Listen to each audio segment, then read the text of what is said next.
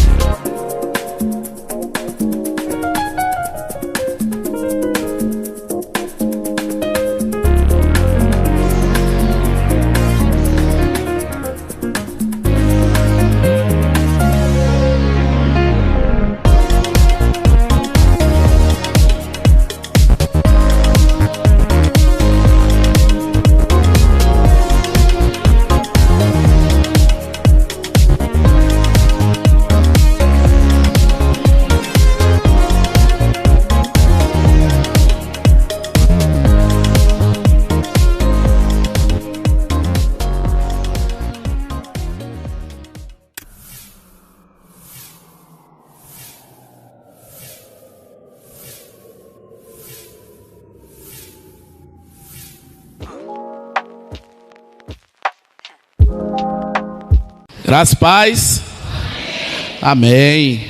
Glória a Deus.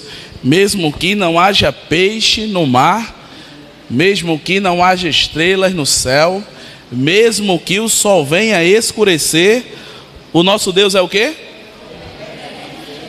E não podemos o quê? Por quê? Por quê? Que o meu espírito é de adorador, que cada vez mais esse espírito de adorador, ele possa estar dentro do coração de cada um dos servos do Senhor Jesus. Esse louvor ficou muito bacana, a equipe aí está de parabéns, e que cada vez mais o Senhor seja glorificado através da vida de vocês. Queridos, nós vamos trabalhar hoje em cima de um texto que se encontra lá em 1 Samuel, capítulo 1. E vamos ler do versículo 1 até o versículo 5.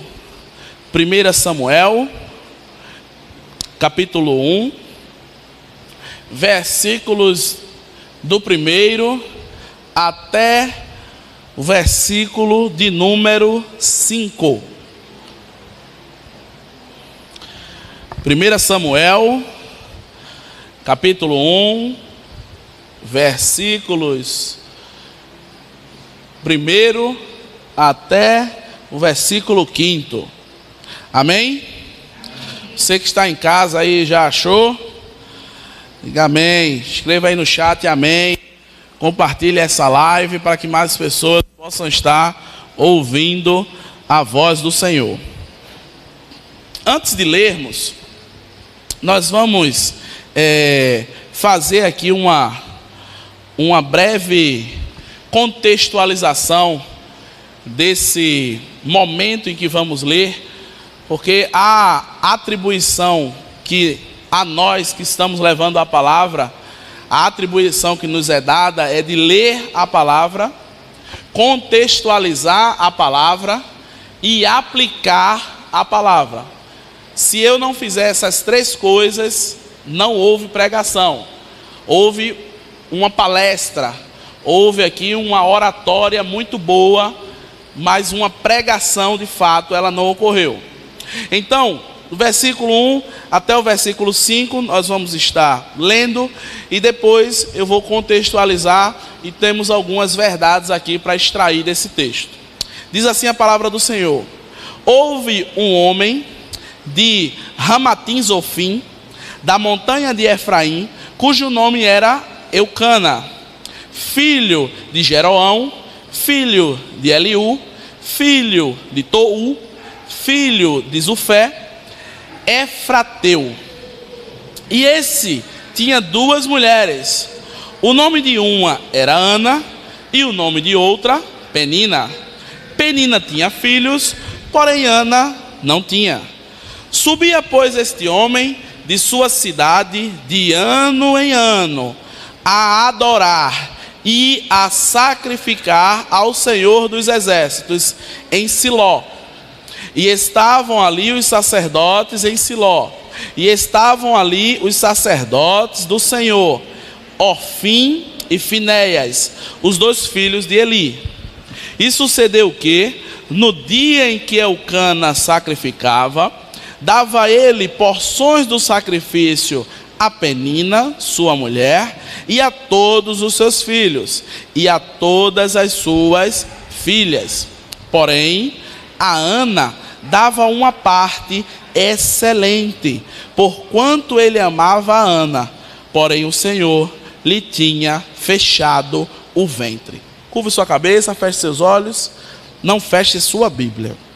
Senhor Deus, te agradeço, Pai, te agradeço por essa grande oportunidade de estar aqui, Pai, apresentando o meu corpo, assim como os teus servos estão também apresentando os vossos corpos, como um sacrifício vivo, Pai, santo e agradável a Ti.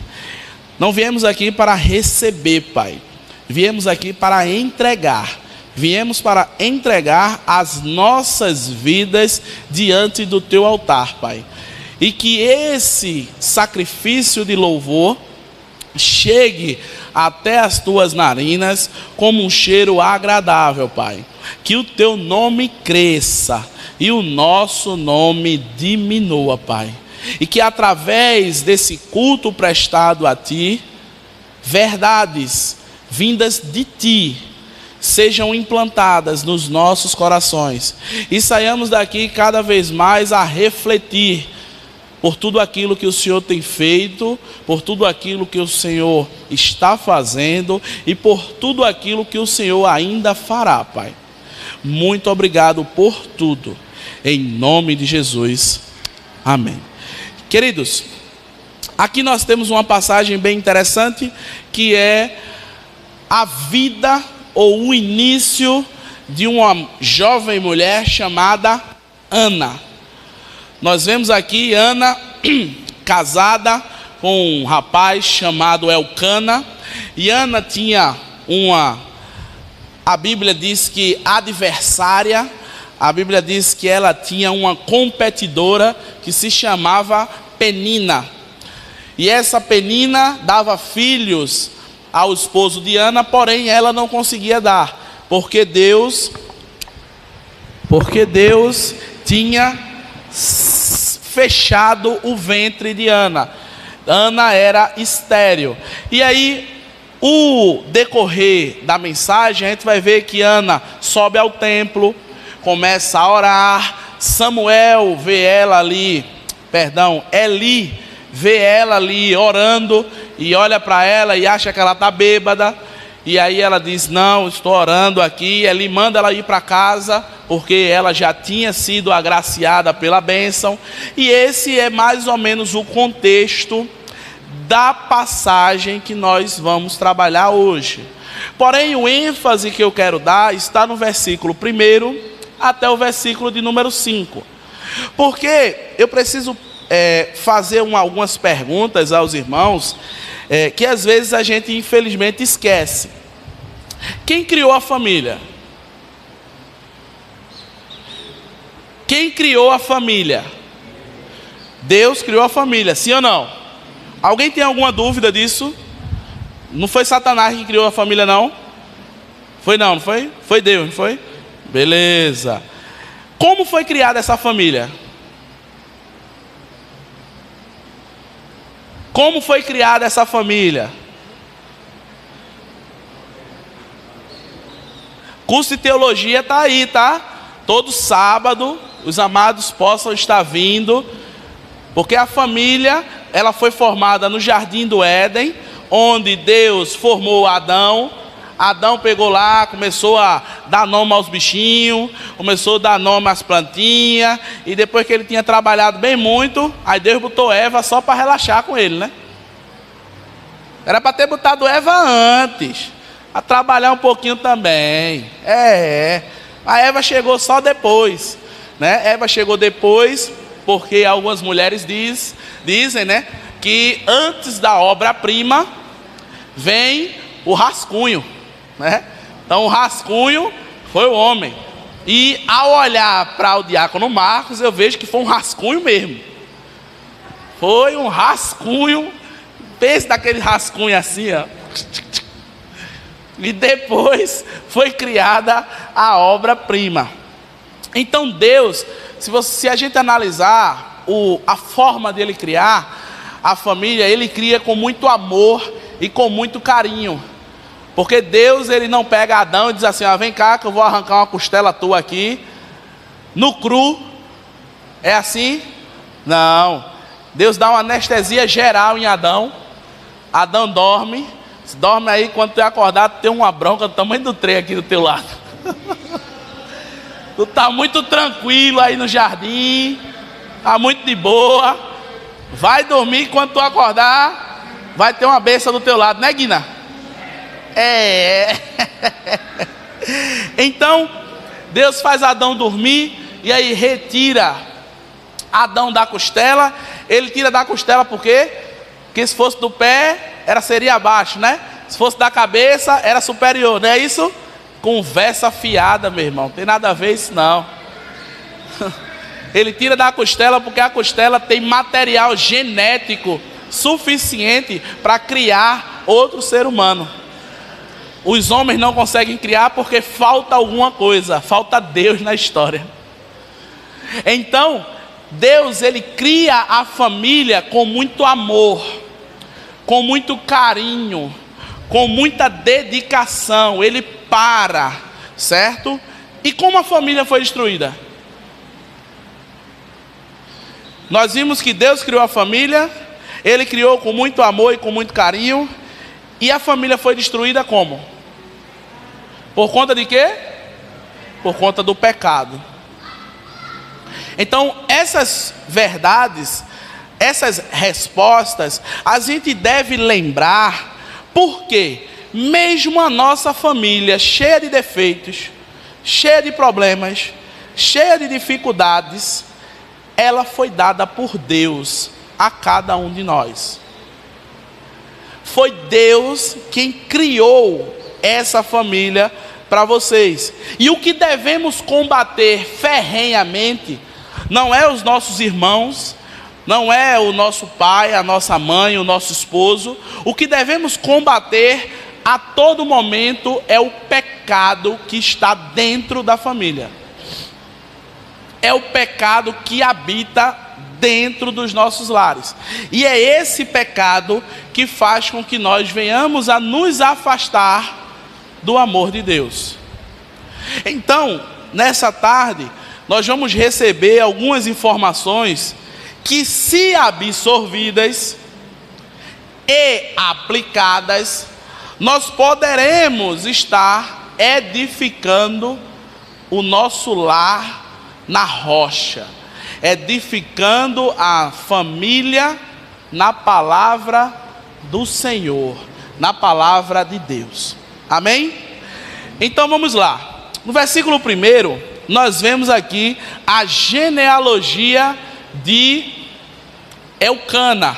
E é interessante que às vezes a gente não consegue ler genealogia, porque fulano gerou cicrano, que viveu não sei quantos anos, e gerou não sei quem, gerou não sei quem.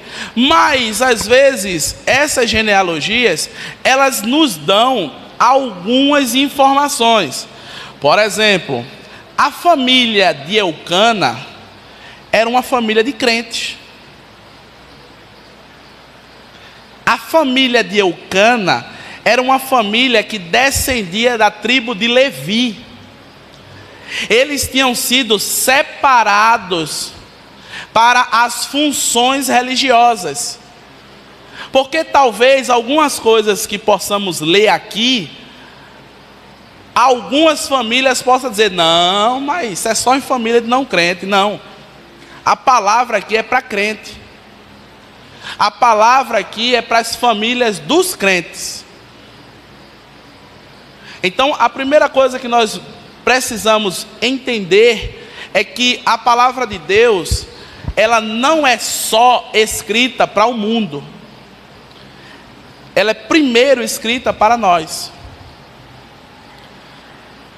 Ela tem que primeiro ser vivida não pelo mundo, ela tem que ser vivida primeiro por nós.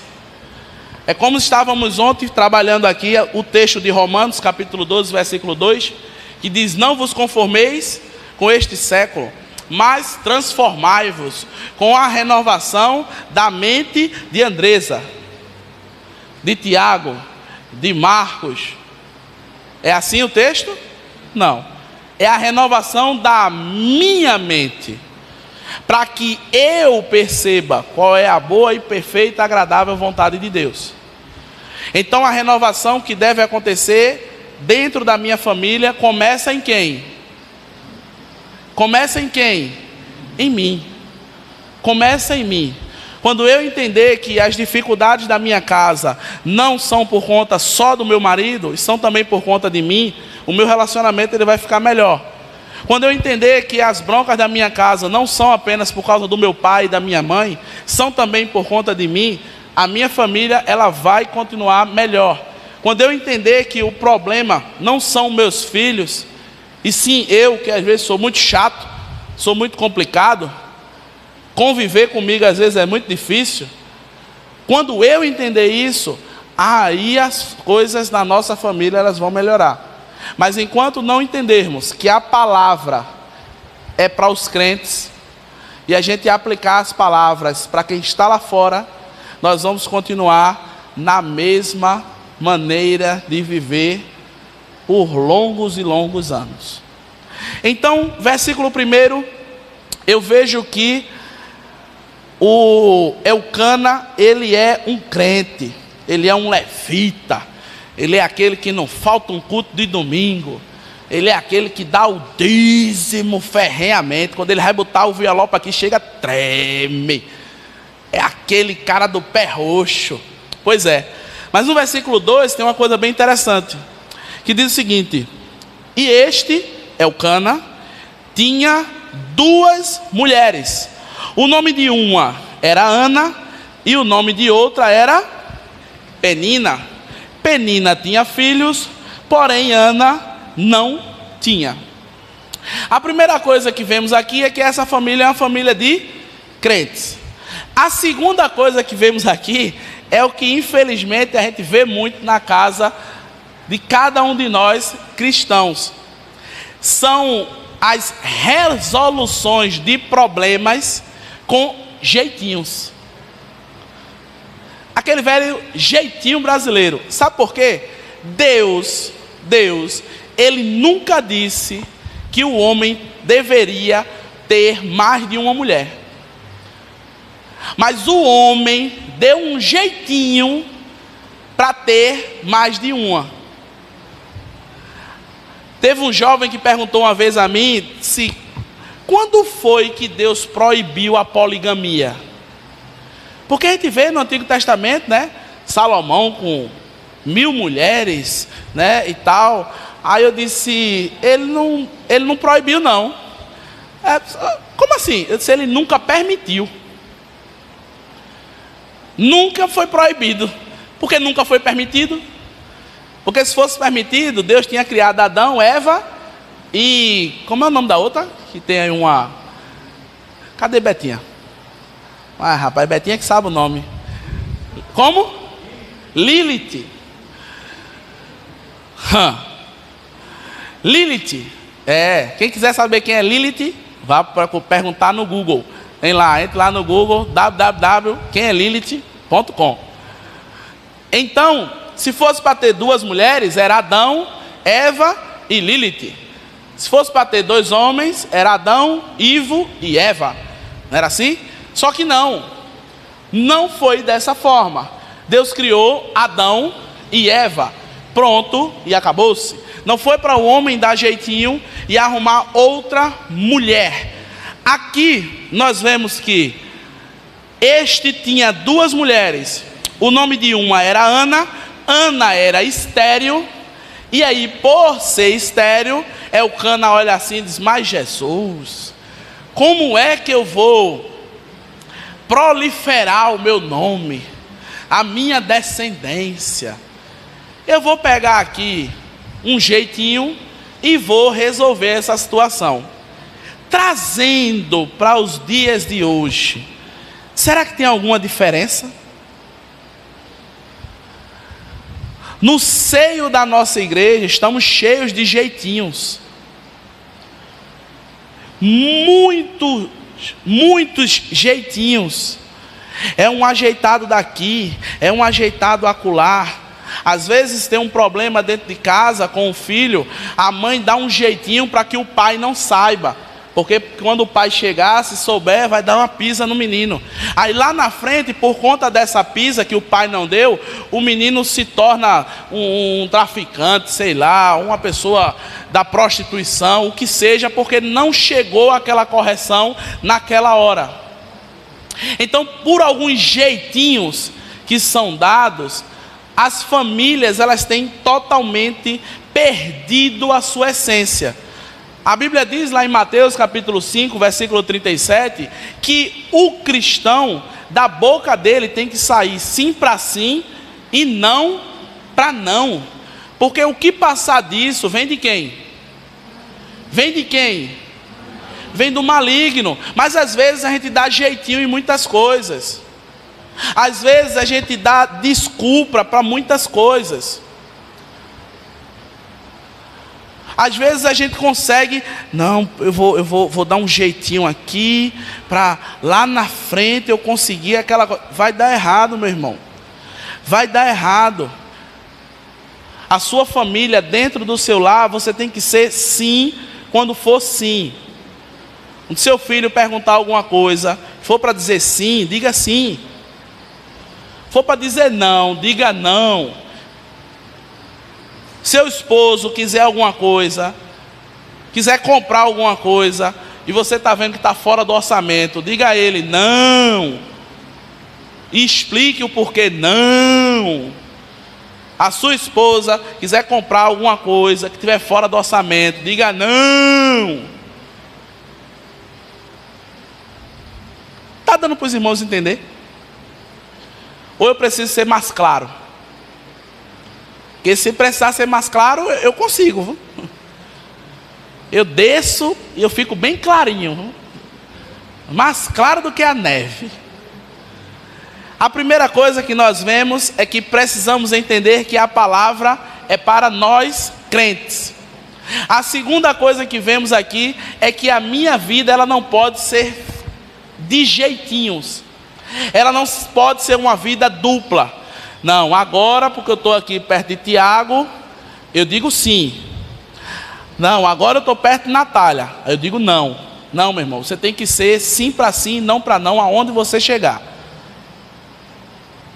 Deus não criou esse jeitinho, essa coluna do meio. Ou é uma coisa, ou é outra. Ou eu vivo com a palavra de Deus, ou eu vivo sem a palavra de Deus. Ou eu sigo o que a Bíblia me orienta, ou eu sigo qualquer outra coisa que não seja guiada pela palavra.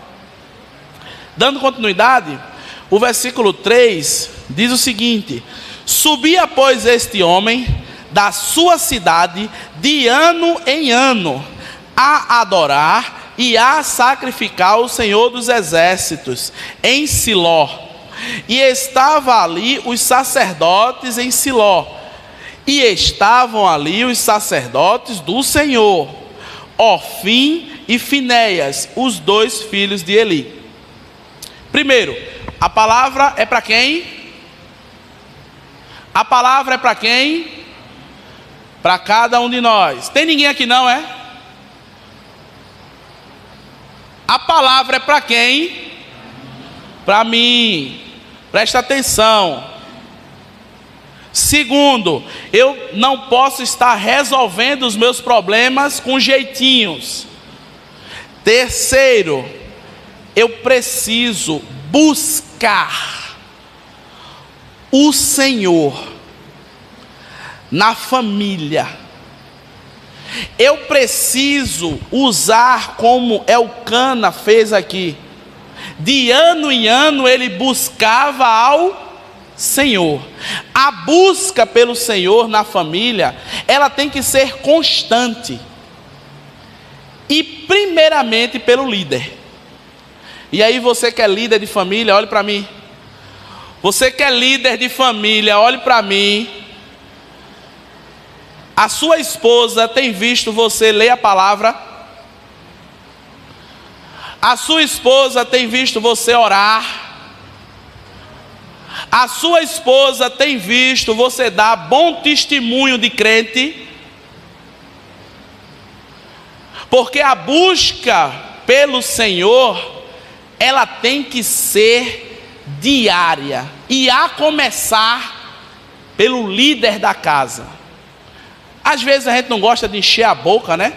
Para dizer que vós, mulheres, sede submissa aos vossos maridos, porque o marido é a cabeça da igreja. Não é assim?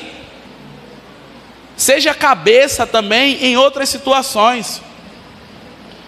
Seja cabeça sendo exemplo de homem dentro de casa.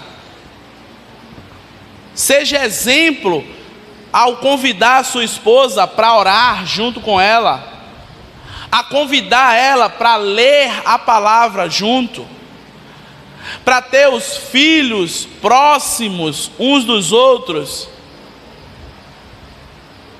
E é interessante aqui que isso acontecia de ano em ano. Mas de ano em ano ele estava lá servindo ao Senhor. Eu tenho certeza, se colocarmos alguma atividade na igreja que for ser feita de ano em ano, ainda vai ter gente que vai faltar. Porque o problema não é a quantidade de atividade que tem. O problema é a busca pelo Senhor que não acontece. O problema não é o horário que se tem. O problema é a prioridade que ela não ocorre. Nós precisamos entender lá em Jeremias, diz que nós devemos buscar o Senhor enquanto podemos achar. Busque ao Senhor enquanto se pode achar, meu irmão. Busque servir ao Senhor enquanto você está bem. Busque estar na presença do Senhor enquanto está tudo bacana. Às vezes a gente busca muito a presença do Senhor, mas quando a gente está mal, quando a gente está com alguma dificuldade. Mas quando a gente está bem, a gente se esquece. E Eucana, ele nos mostra que a busca pela palavra, ela deve ser feita primeiro por mim, o líder da casa, e depois pelos demais. E aí eu me pergunto, o que é que significa a palavra Deuteronômio? Amados, o que é que significa a palavra Deuteronômio?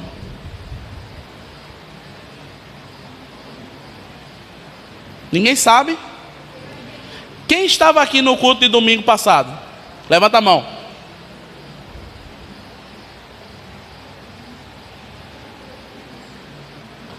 Pastor Júnior pregou sobre isso domingo passado.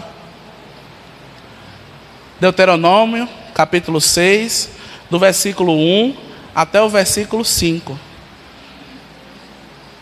Deuteronômio, ele é uma reafirmação. É como se fosse uma segunda chance. É algo que a gente fala mais uma vez. Amados, eu perguntei algo que aconteceu no domingo passado. Então, às vezes a gente tem que entender que a busca pelo Senhor, ela tem que ser constante. A busca pelo Senhor, ela tem que ser diária. A busca pelo Senhor, ela tem que começar em mim.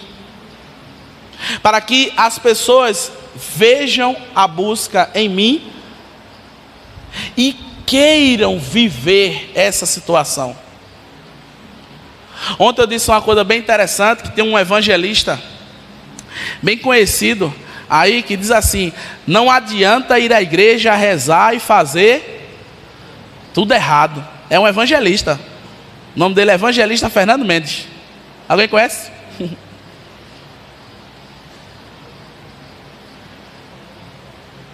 Não é brincadeira não, meu irmão. Não é brincadeira. Servir ao Senhor é uma maravilha, mas precisa empenho e dedicação de cada um de nós. Precisa que venhamos aqui para cada vez mais aprender e praticar da palavra do Senhor. Dando continuidade, no versículo 4, diz o seguinte: e sucedeu que, no dia em que Eucana sacrificava, dava ele porções do sacrifício a Penina, sua mulher, e a todos os seus filhos, e todas as suas filhas. Queridos, a primeira informação que nós vemos é que a palavra é para cada um de nós. A segunda é que eu devo o meu falar ser sim para sim e não para não. A terceira informação é que a busca pelo Senhor dentro do meu lar tem que ser constante, principalmente pelo líder da casa. E eu falei líder da casa, homem, mas tem casas que são lideradas por mulheres, certo? Então entenda líder não pelo sexo, masculino ou feminino. Entenda líder pela ocupação que você tem no lar. Quarto, nós vemos aqui algo que infelizmente a família tem perdido, que é a comunhão de uns com os outros. Porque aqui mostra-nos, e sucedeu que no dia em que Eucana sacrificava, dava ele porções do sacrifício a Penina, aos seus filhos e às suas filhas. Aqui representa a família sentada à mesa. O pai, como gestor, ele vai, entrega a sua esposa, entrega aos seus filhos, entrega às suas filhas, senta-se e come em comunhão. Nós sabemos hoje que esse sentar-se à mesa, às vezes é um pouco difícil. Às vezes é um pouco difícil pela rotina que acontece dentro das casas. Às vezes o pai trabalha de manhã, a mãe trabalha de meio-dia, o menino às vezes só chega de noite, e aí fica um negócio meio complicado. Mas tem uma hora desse dia que está todo mundo junto. E é aí onde tem o pulo do gato. É nessa hora que está todo mundo junto, que está todo mundo separado. Porque um está com celular, o outro está com tablet, o outro está no computador e o outro está na frente da televisão, passando de canal em canal. Amados, as nossas famílias, elas de fato vão ser edificadas na rocha quando nós entendermos que precisamos estar em comunhão dentro das nossas casas. O olho a olho, às vezes, não existe mais dentro de casa. Os pais, eles não conseguem conversar mais com os filhos, porque ele está falando com o filho e o filho está com o celular. A primeira coisa que eu digo a Caleb, quando eu vou falar com ele, olhe para mim e solta o celular. Tá bom, papai. Tá o celular aqui, pronto. Olhou, falou, entendeu? Entendi, papai. Atenção. Às vezes a gente não consegue ter atenção. A gente não consegue prestar atenção naquilo que está se falando. Tem um filme bem interessante que um pai, ele pede 10 segundos de atenção fixa, olho a olho. E é muito interessante que a filha está com o notebook, o filho está com o tablet, a mãe está com o celular, e aí ele senta e diz 10 segundos. Aí a menina vai fechando o notebook, se tremendo. Quando ela fecha o notebook, todo mundo fica assim, ó. Até o cachorro tem estrabismo, um olho para o norte, outro para o sul. Aí fica assim, voltando, para ficar o negócio certo. Mas isso é uma realidade. Isso acontece dentro dos nossos lares. Por quê? Porque tem falhado a comunhão dentro de casa. A palavra do Senhor não tem sido buscada. Eu tenho resolvido problemas com jeitinhos. E eu não tenho entendido que tudo isso que está sendo falado é para mim. E aí quando for domingo que vem, Deus vai falar de novo. Eu não vou entender. Depois de muito tempo eu olho para trás e falo, onde foi que eu errei? O que foi que eu fiz de errado? Levei meu filho todos os dias para a igreja. Mas ele só via a igreja lá na igreja. Dentro de casa ele não via. Isso é atual. Século 21. Dentro dos nossos lares. E a começar de mim, eu tenho que buscar sempre que essa realidade não se cumpra dentro do meu lar. Eu tenho que estar atento a todas as vezes que o inimigo, ele tentar minar a base da minha casa, fazendo com que eu perca a comunhão com a minha esposa, que eu perca a comunhão com os meus filhos, fazendo com que eu deixe de dar prioridade a ele e comece a dar prioridade a qualquer outra coisa. Eu tenho que perceber quando eu estiver resolvendo as minhas dificuldades comigo mesmo, e não parando e dizendo: Senhor, me ajuda a resolver essa situação, e esperar. Porque em vários momentos a Bíblia diz que devemos ter paciência esperando no Senhor. E muitas vezes eu deixo o inimigo minar a minha base, quando eu digo a palavra que eu estou ouvindo é para o outro. Aí Betinha olha para Natália e diz: olha, é para tu, vis. Te liga, vis. Te orienta. É não, meu irmão, a palavra é para mim. E é primeiramente para mim mesmo.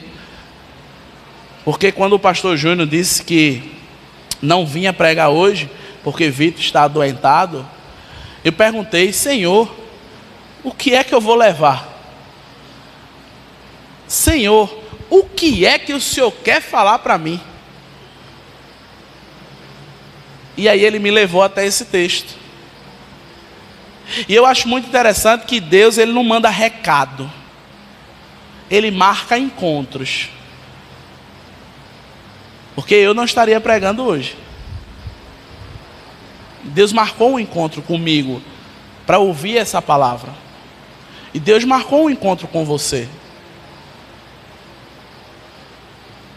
Você que está assistindo através desse equipamento de mídia, agradeça a Deus nesse momento por estar recebendo essa palavra dele e não de mim, porque eu não tenho nada para dar. Só tenho para dar coisa ruim. Se não for Jesus na minha vida, eu não tenho nada de bom. E para finalizarmos, versículo 5 diz o seguinte: porém a Ana, ele dava uma parte excelente, porquanto ele amava Ana. Porém o Senhor lhe tinha fechado o ventre. Meus amados, aqui eu vejo que eu preciso dar a minha melhor parte para a minha família. A minha melhor parte eu preciso dar àqueles que estão perto de mim. Mas às vezes a gente dá a pior parte, que é a parte do estresse. Dia bem cansativo, aí o chefe está aqui botando para torar e eu sim senhor, sim senhor, sim senhor, sim senhor, tá certo. Aí chega ali um comprador chato pra caramba: oi senhor, tudo bom? Você quer comprar isso? É aquilo, aí você traz um bocado de coisa, mostra a pessoa não quer nada. Quando você chega em casa, que a sua esposa fala tanto assim para você, você explode. E o seu marido fala tantinho assim para você, você explode. Que o seu filho repete 3 vezes a mesma coisa para você, você explode. Teve um dia que eu cheguei em casa, Caleb chamou papai 7 vezes seguida. Papai, aí eu oi. Ele, papai, eu oi. Papai, oi filho. Papai, oi. E eu olhando para ele, papai, papai, papai. Eu dizia: meu Deus do céu, o que é que esse menino tem dentro da boca, hein? Uma radiola que está repetindo tudinho 7 vezes, meu irmão. Eu contei, foi a mesma coisa. E eu tinha tido um dia punk. Mas ele não tem culpa. Ele quer o melhor de mim. A sua esposa quer o melhor de você.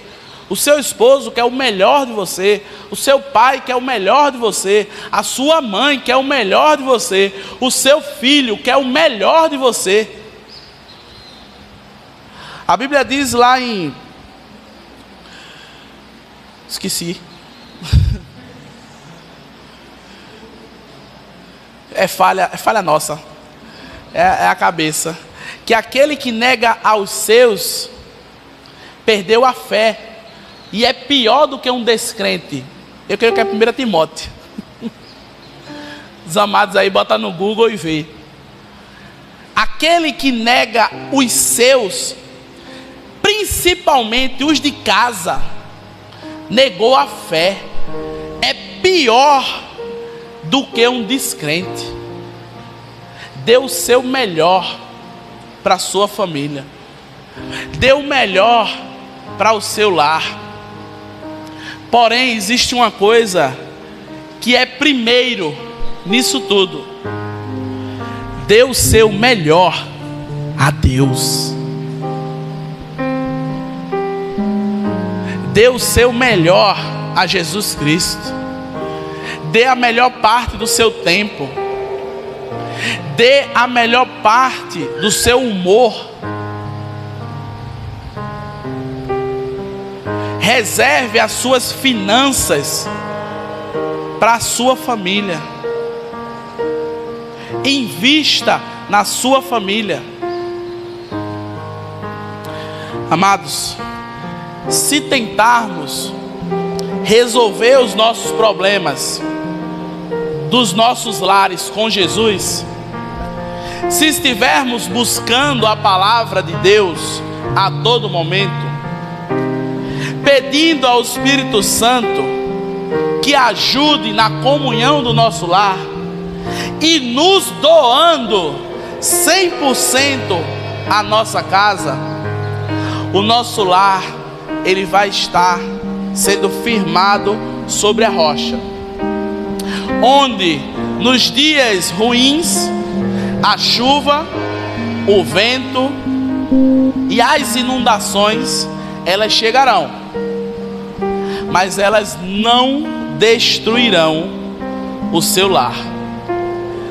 Que nesse momento, aí onde você está, você possa dizer a Jesus que Ele é a sua luz, Ele é a sua salvação, e a Ele você vai se render.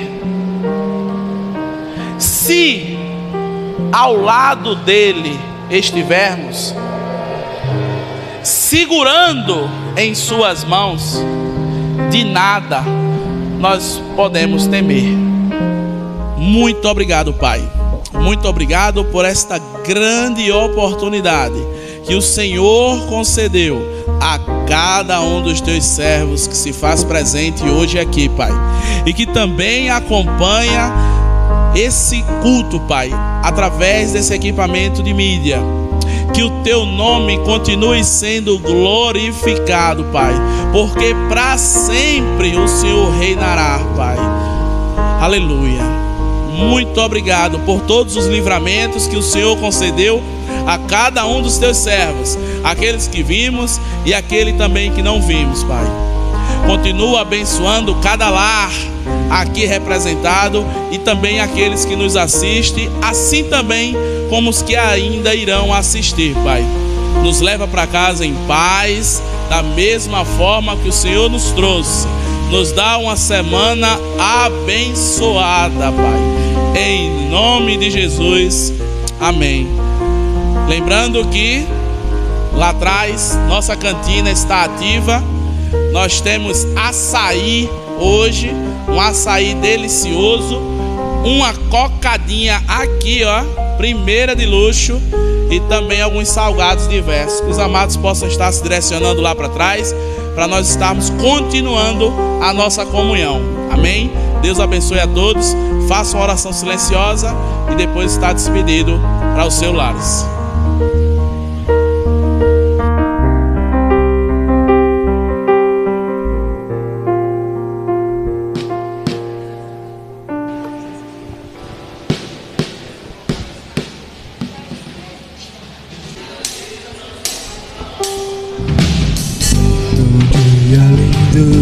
Almejo eu encontrar a eterna glória que prometida está. Força, alegria posso então sentir, pois Jesus Cristo já está por vir. Jesus virá outra vez aqui. Jesus virá mais uma vez aqui.